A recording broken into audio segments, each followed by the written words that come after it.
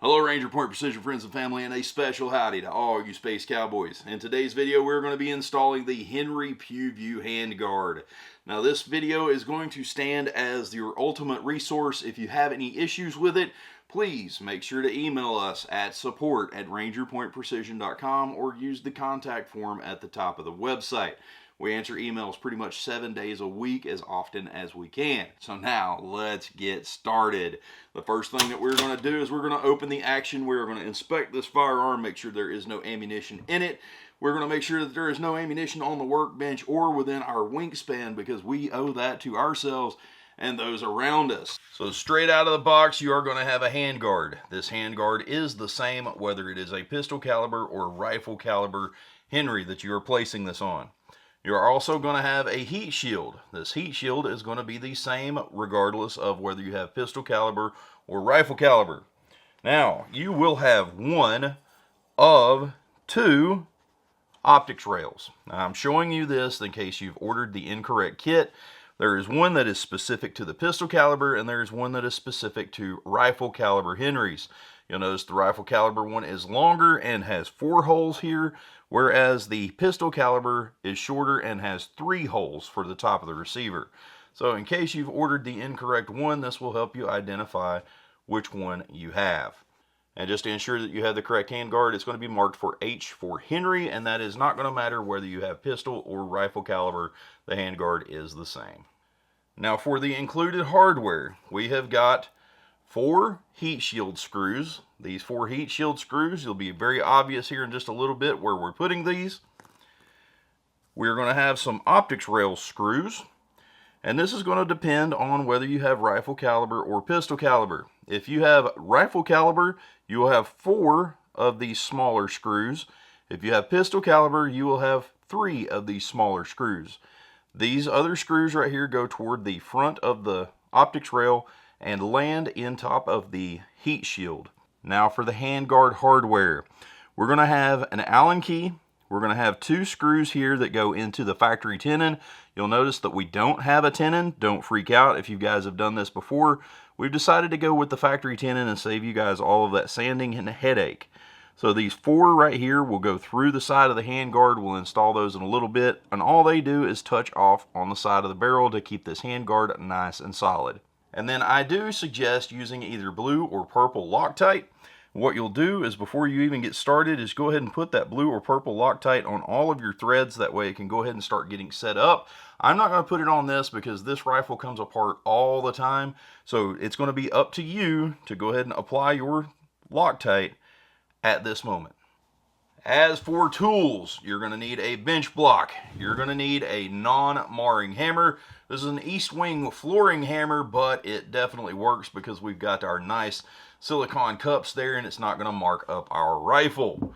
Then, this right here. We do not need this big expensive set, but simply what you're going to need is an assortment of flatheads that fit your gun, and possibly some Allens if you want to use a kit like this. If you don't have this, it's no big deal.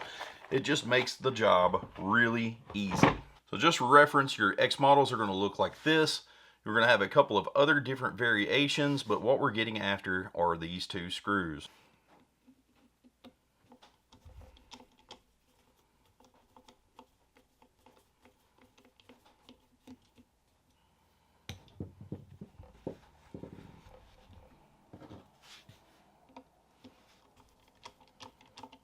While we're here, we're going to go ahead and remove our rear sight. Your Henry X model is going to have this little set screw that is for your windage, and it will come right out. Now, if you have a model that doesn't have this little set screw, what you're going to do is you're going to use a non-marring hammer and or a Delrin punch to drive your dovetail out. So you rifle caliber guys have got it really easy in comparison to the pistol caliber guys. There is a set screw here that hides another screw that holds your magazine tube. That outer magazine tube is going to need to be released. So what we're going to do is we're just going to use an appropriate flathead, put that in there. We're just going to go lefty-loosey. Now this little screw can run off, and we do not want it to disappear, so we're going to be very careful to keep it. But right there is that screw. We're going to set it down. Then we're going to take a 5/64 Allen key, and we're going to go in here and we're going to get that outer magazine screw there, and we're just going to loosen it just a little bit so that that outer magazine tube can be released. Now this part is just a little unnerving. We are going to be beating on this firearm. We're going to remove this tenon right here that holds your outer magazine tube. The first thing we're going to do is we're going to go ahead and pull this and set this aside. That is your inner magazine tube, and then we're going to drive this out.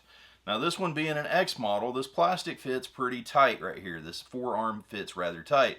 Now your end cap models, basically the other Henrys, it doesn't matter, the hardware mounting is the same. You're just going to take your little end cap off and then the handguard comes off easily. This part, we're going to just go ahead and give this a little tap. The cool thing is right here you've got a little place for a sling, and that is also going to be your point of contact for swinging your hammer and bumping that to get just a little gap right here at the receiver. Now that little bit of a gap is going to allow you to get this driven out. So we're going to take our bench block, we're going to set that in there, and we are going to support it. And then what we're going to do is we're going to drive the magazine dovetail out right here, this tenon. So we're just going to take that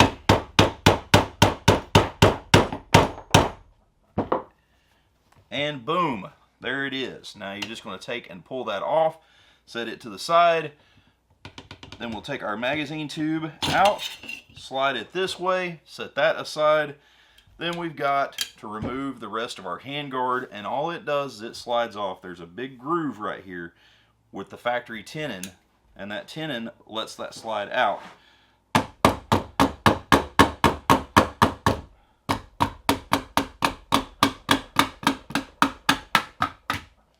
Boom, so now we've got it. Now our factory tenon will move around a little bit. If you are so inclined, you can put some Loctite in there. At this point, we're going to need our barreled receiver with our factory tenon. We're going to lay this on its side. We're going to need our outer magazine tube and our magazine tube tenon here. So we're going to take the one that has the small hole, that goes in the receiver. The large hole here is for your loading gate, that goes toward the muzzle. So we're just going to take and slide this into the receiver here. Give it a little wiggle. We shouldn't have to do any tapping at this point, just some wiggling. And then make sure that this is facing upward. We're going to take our magazine tube tenon here. We're going to slide it onto the end of it.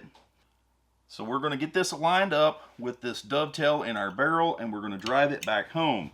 Now the cool thing about this is this factory tenon slides just a little bit and allows you to get that lined up in that groove. And there I have got that lined up in that groove. So we're going to make sure that everything's nice and level before we go driving this thing back home. Of course, we're going to use our bench block and our non-marring hammer, and we're going to very tentatively hit right here. I don't really want to hit way out here because what you'll do is twist the whole thing. I just want to tap this until that starts going into that dovetail just like that. You see that? That fell right into place. And then what we're going to do is we're going to go ahead and get our handguard. For this part, we're going to need our handguard and our handguard hardware. Now, I want you to notice the orientation of this handguard.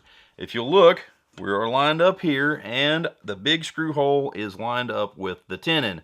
We get lots of 9 o'clock and midnight emails where the guys are saying that it doesn't line up. It doesn't line up.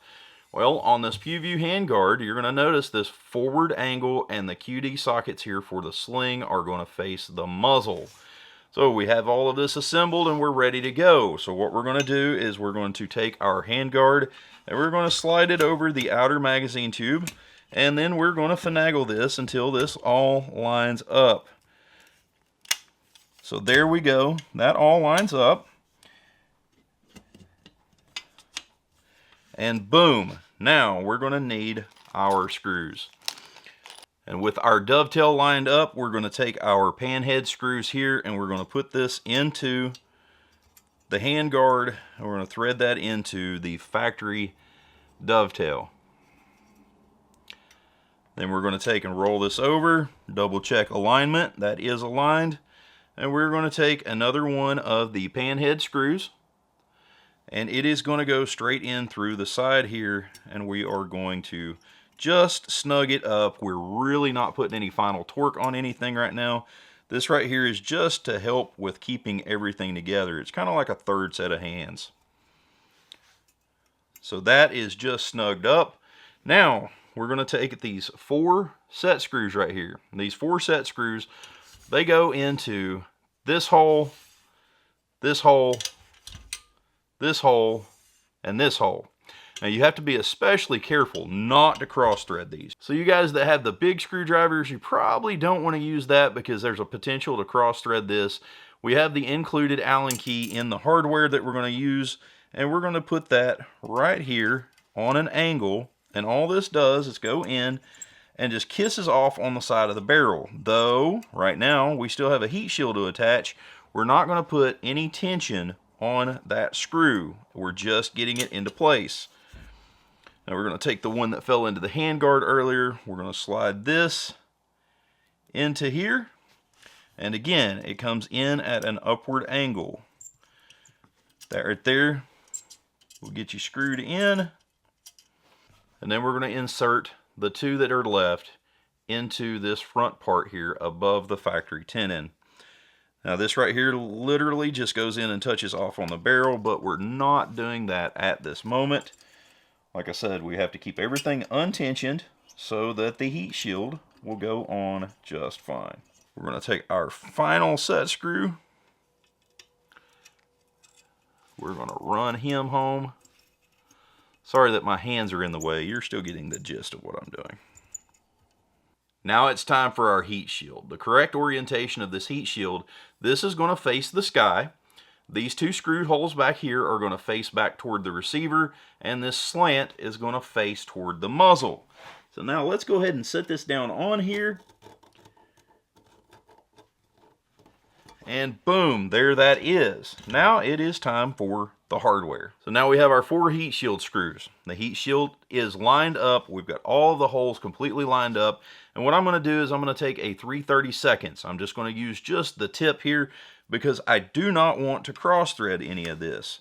If anything feels forced, stop. Do not force it. Do not cross thread, because the quality of your install hinges greatly upon this hardware being in and having a good bite.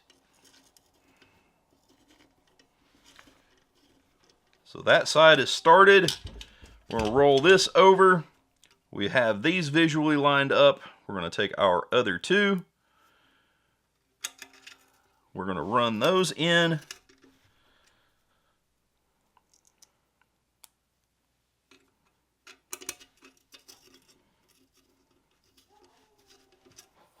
So just to get this off the bench, it's taking up room. I'm going to go ahead and install this.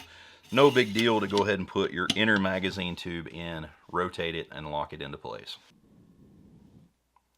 Something that I want you to see is this is a little proud on one side versus the other. Now these little set screws that we installed previously that go in and touch off on the side of the barrel are going to help us set that tension. So since this one is a little proud this way, I'm going to use this backside screw to pull it until it gets even. And so all I'm going to do is use my eyes to make sure that the handguard is drifted and centered right there. So now all I do is I'll take this other side and run it down until it touches off on the barrel, and all that'll do is lock that in and keep this handguard from being askew one side or the other. Now this one is a pistol caliber and it has 3 screws. If you have a rifle caliber, you will have a 4th screw. Now these are just to simply keep junk out of the receiver, and we're going to take and remove these. Removal of this is necessary to get the receiver rail to fit. So 1, 2, and then 3. And like I said, you rifle caliber guys will be spinning a 4th one out. This is just in case you've ordered the incorrect kit. This is the rifle caliber rail. This is the receiver rail that'll fit your 30-30, 45-70, 360 buckhammer, etc. rifle calibers. This one right here is going to have 3 holes, and this is going to fit your 357, your 44, your 45 Colt. So if you've ordered the incorrect kit, you're going to have 3 holes versus 4 holes. If you've ordered the correct kit, then we're going to go ahead and install this. This is going to be the correct orientation for your optics rail.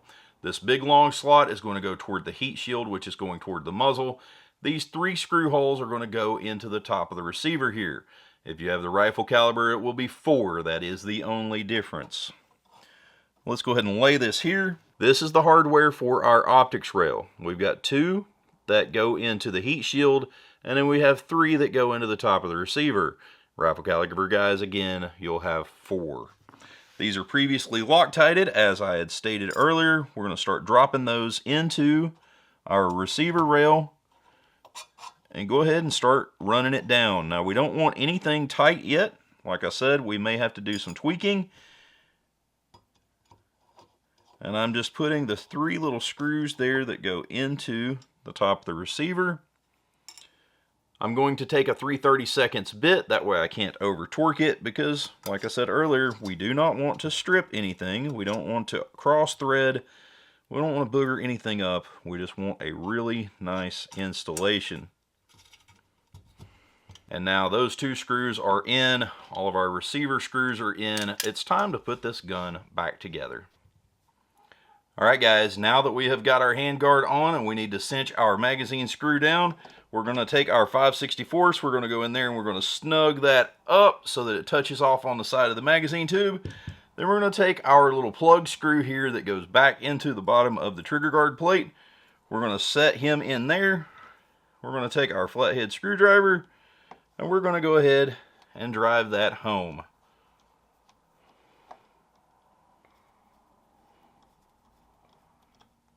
And boom. Now at this point, everything's installed. It's time for final torque. We're going to push these in until they just barely touch off on the bottom of the barrel. Let's go ahead and go over to this other side. Screw that one in. Now it's time for final torque on the tenon screws. I'm going to do this one, roll it over, and then I'm going to bump it on this side. And since we've got the heat shield all ready to go, we're going to take and go ahead and screw the heat shield down.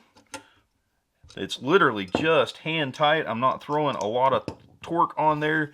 You're going to let the Loctite do its job and keep these in place. So let me go ahead and hit this one. And hit this one. So now let's go to the top ones and get those tight. And again, hand tight, letting the Loctite do its job and keep everything in place. Then we're going to go back and then just snug up the receiver rail. So from us here at Ranger Point, we hope that you were successful with your installation and you are now happy with your new PewView handguard. If you have any further issues, please use the support email listed below or go to the contact form at the top of the website and send us an email. We try to answer emails 7 days a week. Sometimes we're sleeping, but most of the time we're trying our best to get everything sorted out for all of you. Y'all have a wonderful day. We'll see you next video. I think I'm going to go enjoy my little PewView handguard.